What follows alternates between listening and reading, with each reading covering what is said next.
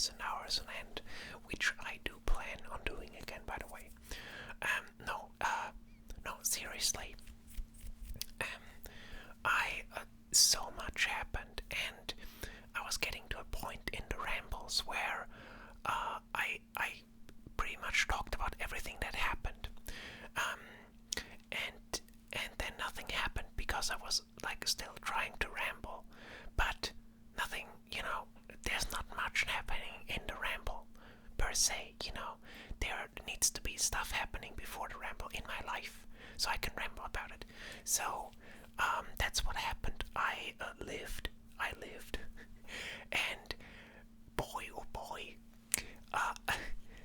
very exciting news.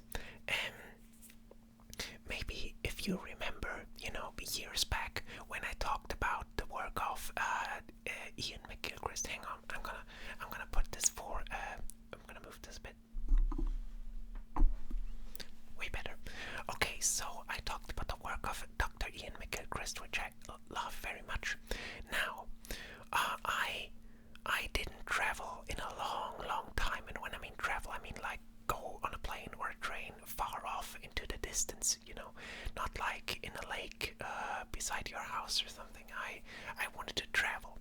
So one day I just had this urge. I just, intuitively looked up events Dr. Iain McGilchrist. I just, typed it in or tipped it in on my iPhone. I have a new iPhone, by the way. Whatever. I'm getting ahead of myself. I didn't want a new iPhone, but I really needed it because they made it so that the new apps didn't work. So I had to, in order to get access to my bank account, I had to get a new phone. So, it's complicated. Anyway, I typed it in, events Dr. Iain McGilchrist, and exactly in the time frame that I was on autumn break, there was a event, and a big one, actually, probably the biggest one he was ever on, he ever did. It was called The Future of Humanity. The Future of Humanity. You can Google it. It's not online yet. That will probably take some time. I just now received the link to it. You know why I received the link and you didn't? Because I was at the event. I traveled there. I flew to London, and I traveled to the event, and I saw Dr. Iain McGilchrist speak in the same room together with Mathias Desmet, Professor Mathias Desmet, and Elizabeth Oldfield. And the speaker was, I forgot the name of the speaker, but he was very good also. And it was incredibly exciting. It was such generally speaking, it was a very rich, incredibly rich journey. I loved it. I was so glad I did this. I think the lights are a bit too bright. Hang on, let me try something. Let me try this. No, this. Then this. Is that better? I don't know. Yeah, it was blinding me a bit. Maybe I have to turn them up if we are in nighttime again, but whatever. I think this is more comfortable for my eyes. I don't know. So anyway, as you might have noticed, I'm getting more spontaneous already. Usually I would have broken off the video if I did something like this and started over, which then would inhibit my flow, because then I would sort of try to repeat what I said, and it never lands, because it's not, it's not this intuitive ramble I'm trying to build this channel around. So yeah, that's probably also why I stopped, because for a while at least, because it didn't feel that natural anymore. I was thinking about things to say, and I was thinking about getting messages across, and that's the opposite of what I wanted. That's the opposite of what I started this channel with. So back to the roots, back to me, back to what feels right. Anyway, this event was incredible. I even got my book signed. Look, hang on, it's a big book. Okay, so he signed my book. Not on that page. Hang on. Here. That's my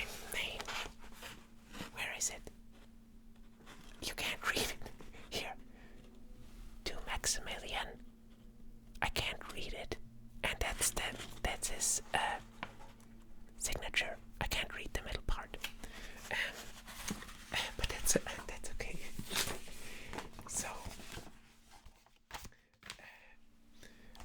I tried to look up his other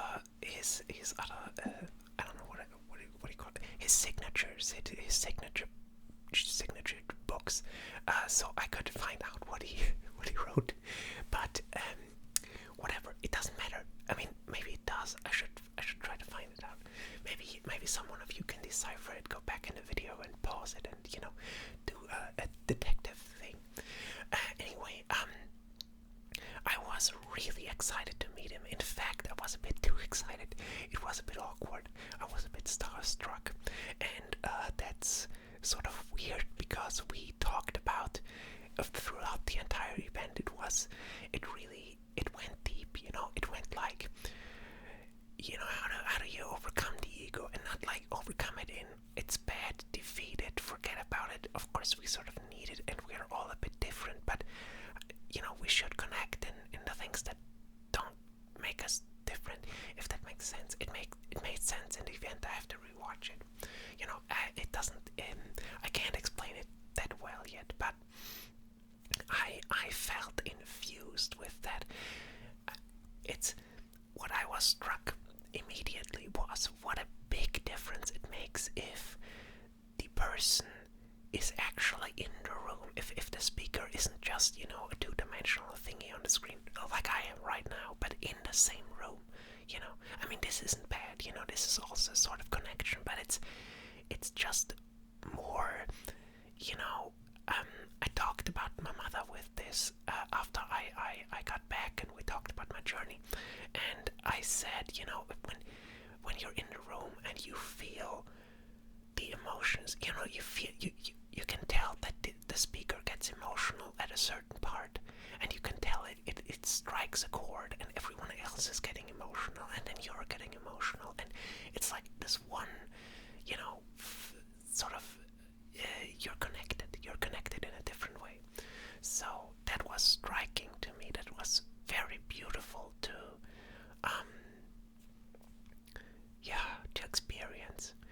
So yeah, great event. I would recommend it to everyone once it's available for everyone. Right now I can't post it. I can't share it. That wouldn't be nice. They're still selling it, because it was a big event. It went the whole day. It was 2 lectures or talks from Iain McGilchrist, then one from Elizabeth, one from Mathias. Then they discussed all, they had a discussion, and then a Q&A, and then a book signing. So, probably that was probably the reason why I can't read what he wrote, because he must have been tired by then. It was also quite a, when I was in line, even though I was infused with this energy, with yes, like, yeah, we're this is I'm growing. I can feel I'm so, I'm energetic about what I heard. Still, the ego was sort of, there, and sort of like, you have to say something very smart. You traveled all this way. Now you're seeing Dr. Iain McGilchrist. You have to say something, impactful. Something that makes him memorize you, and make him invite you for dinner, and give compliments and speak about you in the future. And I met this incredible guest at this event who said something incredible. Whatever. So when I got to him, and I was a bit even. I don't think I ever was starstruck before, but for some reason, meeting all these people that did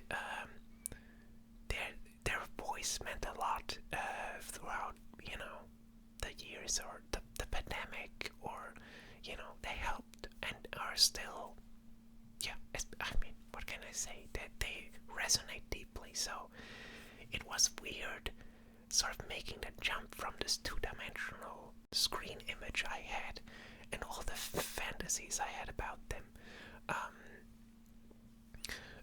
to the actual in-person, okay, now you're connecting. So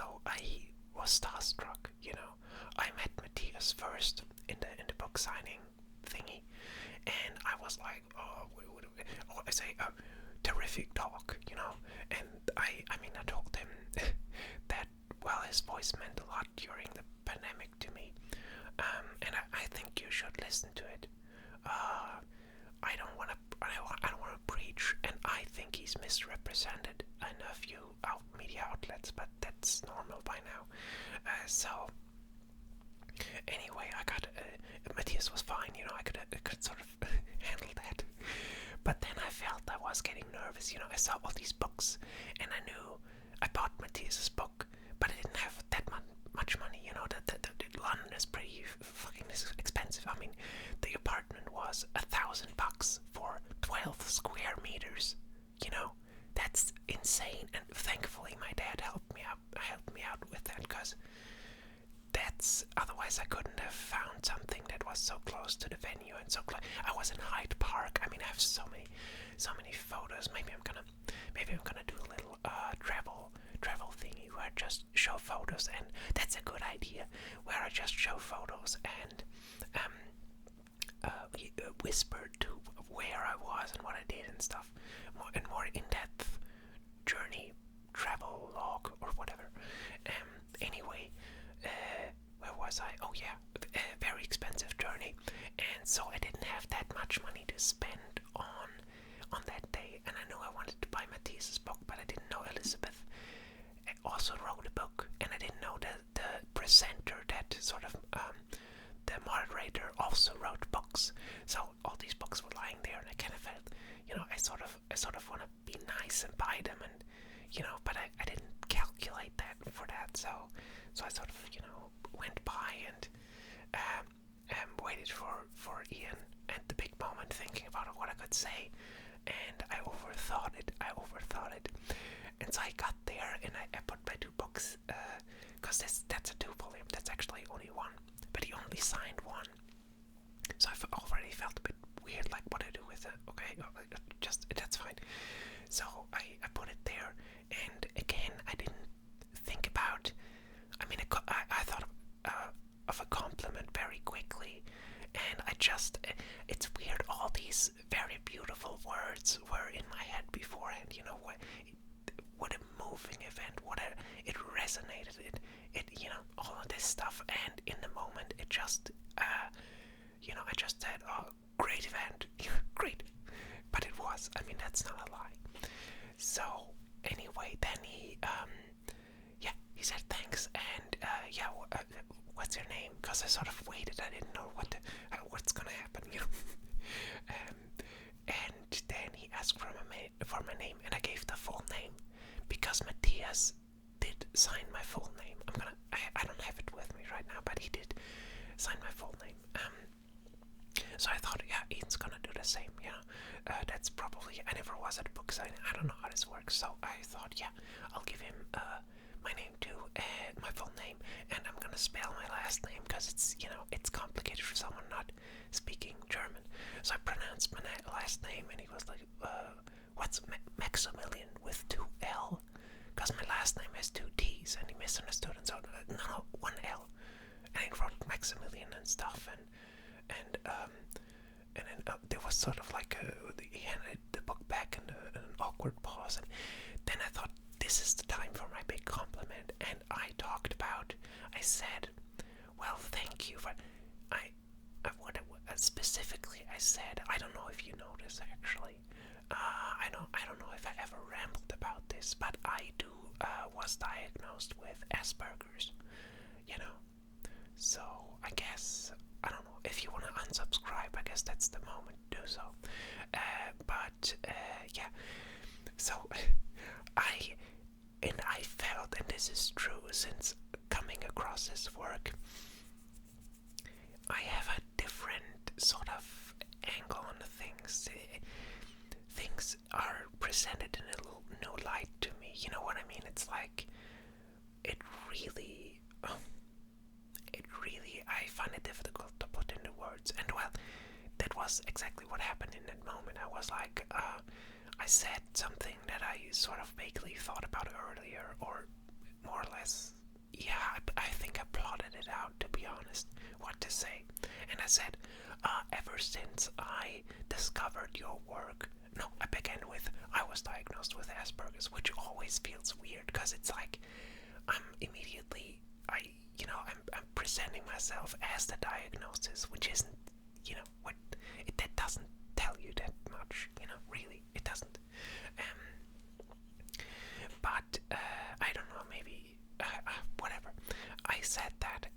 said, ever since I discovered your work, my diagnosis feels less like a box I can't escape out of, and more like a wound that's starting to heal. And then but that part felt like a bit weird. It felt a bit like, ego-ish, like, oh, that sounds amazing, doesn't it? I'm a genius. And so I thought, I don't know, it does something, I don't know, it's changing it, I don't know. And he thought, oh, that was very interesting. And actually, that happened while he was signing it. I think I said this while he was signing it, and I think that's why, maybe that's why I can't read it, because I cut into his flow of signing it. So maybe. Anyway, that was interesting to him, and then he put the book down and asked again, what was your name again? And I said my last name again, and I tried to spell it so he could write it down, but he said, no, I'm not gonna, he's not bothering about last names. I thought that was kind of funny. That was sort of, a fun, I don't know, maybe not. It was a misunderstanding, whatever. But then he asked, because he also didn't quite understand, since he's a bit older, his hearing isn't like, sharp as mine, So he asked again after what I was diagnosed, and by this time I was pretty freaking nervous, I was like I was opening up in a weird way, and it didn't feel like I was in the flow, and we all talked the entire event about flow, so I was a bit under pressure, and in that moment, all the chatter around me died down. It was like in a movie, like everyone seemed to be listening in, like, oh, what, someone with Asperger's, how did he make it in, and well, I said it again, and then he said that, yeah, actually a lot of people tell him that who have Asperger's or are autistic, that his work had helped him. I already knew that, but it again resonated differently when he's right in front of you and not on a screen. So yeah, that was a little awkward back and forth, but I said thank you again, and I really, I said a heartfelt thank you, and that was it. Then I left, and I overthought it. I overthought what I could have said on my way back, which was like I walked for 40 minutes. I wanted to travel by foot. I like that. So yeah, but the next day it sort of settled in. What was happening. It wasn't about this entire thing about this wound. My diagnosis being a wound that was starting to heal. That was sort of like me trying to really escape it, trying to sort of brush it off and say, look, I'm healed. I don't have Asperger's anymore. And that's a mistake in many ways. It's seeing the diagnosis as a disease, something to get rid of, and not something to sort of, well, yeah, maybe overcome, but not like in this way of, like, more like in the Jungian sense of integrating the shadow and, finding a different path to sort of navigate that. So, well, yeah, if you want, you can write about this more in depth on my Substack. I'm gonna, this was one of the things that I struggled with before I was on a break, that I tried to sort of put everything into one place. I wanted, but then I didn't. I wanted my Substack to be this thing and grow on its own, and my YouTube be this thing and grow on its own.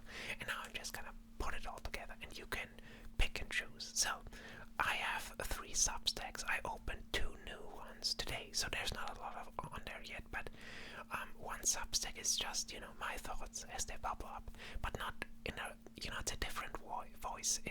That's why I use a persona there, I play a normal human being on the Substack. So yeah, this is where just thoughts that want to travel. I description that thoughts that want to travel are on there. I think that's a nice way of saying it, what it is. So just a bunch of stuff that's yeah, that comes up. The other two substacks may be more interesting to you. If you think, well, I already have the rambles, I'm looking into your mind, I know you better than you do yourself, I don't need more thoughts. The other two are, one is called Critical Lens, which is me reviewing stuff, but with a little spiritual twist. I'm searching for nourishment for the soul in art, for nourishment for the soul in art. So I'm reviewing movies, video games, maybe in the future books, maybe some music recommendations, whatever, and I'm putting it on there. And yeah, you can try it out. And the other one is my art. I'm trying to get better at poetry. I'm also working on putting on some movie scripts. I'm working on for a long time. Actually, when I started this channel, I had like this little update thingy, this magical experience thingy. If some of you may remember, and well, they are growing, but it's it's difficult. It's difficult. My mind is. I have to be careful about not closing something off too quickly and letting it grow and letting it, of not. That's why I hate algorithms so much, because sometimes maybe I'm gonna upload 2 videos next week or 3, and then just one the week thereafter, and I don't know. It's, you know what I mean. I want to be in the flow and not in this staccato rhythm of, hey, it's Friday, why didn't you post? Thumbs down, unsubscribe.